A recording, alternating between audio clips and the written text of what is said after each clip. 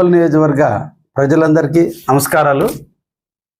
ముఖ్యంగా మీరు నాకు ఓట్లేసి గెలిపించి ఇది రేపటికి 100 రోజులు పూర్తి చేసుకుంటున్న సందర్భంగా నన్ను ప్రోత్సహించి నాకు టికెట్ ఇచ్చి గెలిపించిన మా అధినేత శ్రీ నారా చంద్రబాబు నాయుడు గారికి, మా యువ నాయకుడు నారా లోకేష్ బాబు గారికి ప్రత్యేక ధన్యవాదాలు తెలియజేస్తూ, మీరందరూ కూడా తెలుగుదేశం, బీజేపీ, జనసేనని ఆహ్వానించి ఆదరించి నన్ను మంచి మెజార్టీతో గెలిపించినందుకు మరొక్కసారి మీ అందరికీ కూడా ధన్యవాదాలు తెలియజేస్తున్నా. ఎలక్షన్లో చెప్పిన మాట మీద, చెప్పిన దాని మీద నిలబడి కావాలని కాపు కాస్తాను, సేవ చేసే భాగ్యాన్ని నాకు అందించండి అని చెప్పి మిమ్మల్ని అందరినీ కోరిన మీదట మీరు నాకు ఈ అవకాశాన్ని ఇచ్చారు.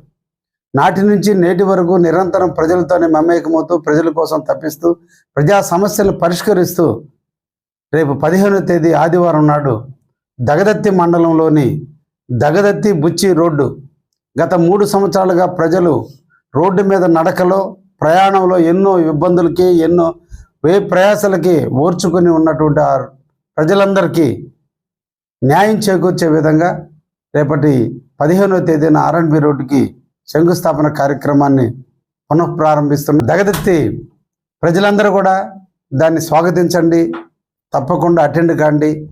అందరి మధ్య దాని శంకుస్థాపన కార్యక్రమాన్ని చేద్దామని చెప్పి సందర్భంగా అందరికీ తెలియజేస్తున్నా. ఎన్నో అభివృద్ధి కార్యక్రమాలు కావలికి చేయాల్సిన అవసరం ఉంది.